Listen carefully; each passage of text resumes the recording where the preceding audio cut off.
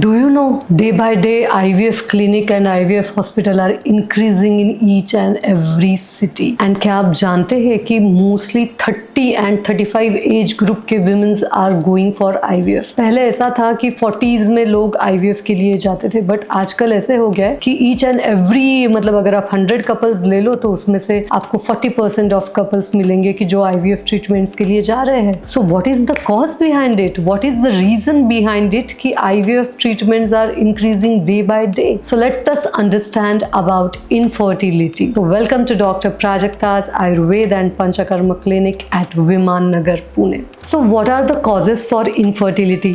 So females में देखा गया है कि PCOD, अगर आपके पीरियड्स सही से नहीं आ रहे, 1.5 महीने बाद आ रहे, 2 महीने बाद, 2.5 महीने बाद, अगर इरेगुलर पीरियड्स है so it can cause infertility.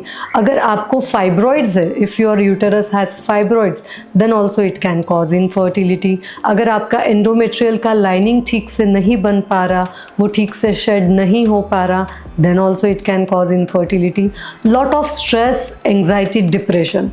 So stress, anxiety, depression अगर आप में है तो it can cause infertility. So main reasons है कि improper diet, आपको सिस्ट होना, फाइब्रॉइड होना, इरेगुलर पीरियड्स आना, PCOD रहना, PCOS आना, तो ये आपको इनफर्टिलिटी कॉज कर सकता है. अगर इनमें से कोई भी चीज़ आपको नहीं है कि everything, each and every report is normal, then also if a female is suffering for infertility, then the main cause is nourishment.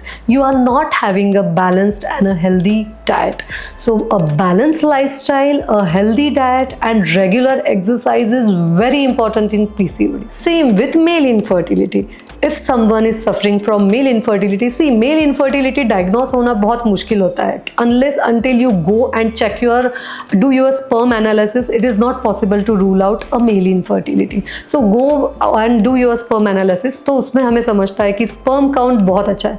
बहुत बार पेशेंट बोलते हैं कि sperm count is very good, but sperm का मॉर्फोलॉजी ठीक से नहीं होता, head neck tails are not in a proper way, motility कम है, मॉर्फोलॉजी डिस्टर्ब है, तो भी इनफर्टिलिटी हो सकती है. So what are causing this? Today day by day male infertility also increasing a lot. So male में भी इनफर्टिलिटी क्यों आ रही है?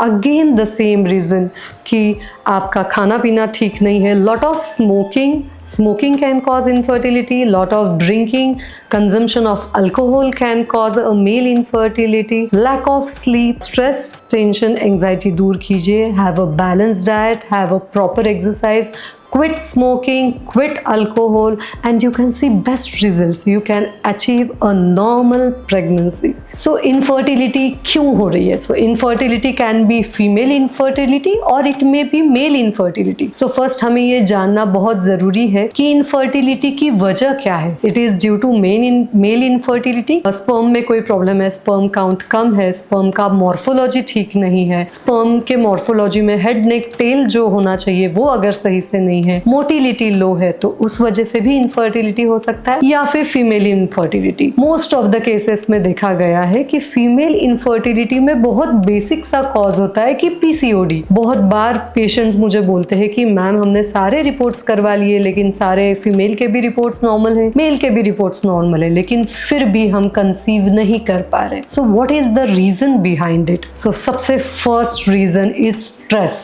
Stress is becoming a big issue day by day. So सबसे first thing है कि एक फीमेल को बहुत ज़्यादा मल्टीटास्किंग काम करना है. But I will suggest कि क्यों हर बार आपको मल्टीटास्किंग काम करना है? Give some time to yourself ना, कि कम स्ट्रेस लो, चीज़ें रूल आउट कर लो कि कब क्या करना है, किस तरह से करना है. Don't pressurise your self too much. So stress is becoming a major concern for PCOD, PCOS and landing it into infertility. Second important reason is lack of nutrition. आजकल क्या हो रहा है कि after 21-22 each and every female is working. So she is going outside, she is having meeting, she is having different type of day to day activity. In in between she skips her nutritional meal. So each and every female must take a balanced nutrition diet. But आजकल बहुत ज़्यादा females भी बाहर जाकर खाना, हफ्ते में 2-3 बार outside food consume होना,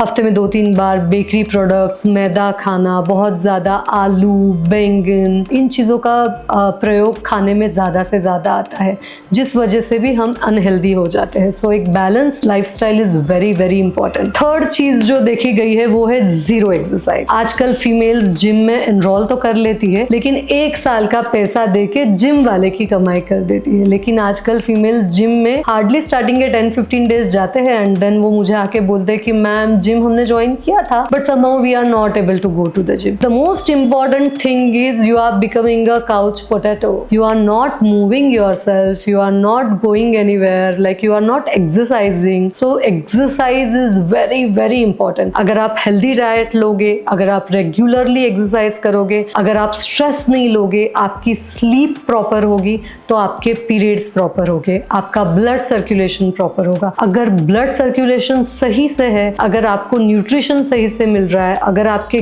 gut habits बराबर है तो आपको infertility हो ही नहीं सकती. So आयुर्वेद में always don't go for many major treatments कि अरे हम 2 साल से ट्राई कर रहे हैं, हमें नहीं रह रहा है, directly you jump into IUI, you go into IVF. अरे first give your body little bit time ना. First cool down, stress relief करो, सांस लो गहरी और सोचो कि मुझे ये प्रॉब्लम क्यों है. So according to Ayurveda there are many ways to cure each and every problem. In Ayurveda we first find the root cause, that why it is happening, why a woman is infertile. Then we rule out the cause and accordingly we do the treatment. So सबसे basic drug, again I will tell you that Shatavari is a female friend, so start having Shatavari. Shatavari is very important, and a good relationship is more than important than anything. A good relationship between a husband and wife, a peaceful relation between a couple is very very important to conceive. So day by day यही चीज लोग भूल रहे हैं. Husband दिन भर job में जा रहा है, female दिन भर जॉब में जा रही है, both are very stressed, so they directly choose to going for IVF rather than thinking of what exactly is the problem that causing infertility. So first think on that cause. In Ayurveda, in our clinic, we first do a complete case history. आपकी पूरी case history ली जाती है. पहले ये समझा जाता है कि एक कपल को इनफर्टिलिटी क्यों है. अकॉर्डिंगली आपको हर्ब्स दिए जाते हैं, आपको सप्लीमेंट्स दिए जाते हैं, जिससे आपका रूट कॉज सही से ठीक हो जाए and you can conceive easily. See, conceive करना is very natural for a woman. भगवान ने ही बना के भेजा है. सो पहले तो इतना इनफर्टिलिटी बिल्कुल भी नहीं था. अभी ये 4-5 ईयर्स से ही इतना रेट इंक्रीज हुआ है इनफर्टिलिटी का. सो always think about Ayurveda for infertility. Always go to an Ayurved doctor, consult him, talk with him and discuss your problem कि why you are facing this. And Panchakarma plays a very important role in infertility. So infertility में अगर आप full body detox पहले करा लो तो it make wonders. So go to a nearest Panchakarma clinic, detoxify your body. Or I am not telling this only for female. It is applicable to both male and female. It is very important for a male also that he should have a good quality of sperms. So सिर्फ sperm count बहुत ज़्यादा है मतलब you are very fertile ऐसे नहीं होता. उसका morphology is very important, उसका quality is very important. So detoxification is important for both male and female. So go to your nearest Ayurveda clinic, do a full body detoxification. Basti treatment is very very helpful and very useful in fertility. So you can have a nice Panchakarma with Basti treatment in it so that it will benefit a lot. So try to go to your nearest Ayurvedic doctor or you can contact us and we will help you regarding your infertility and we will definitely help you to conceive. So thank you.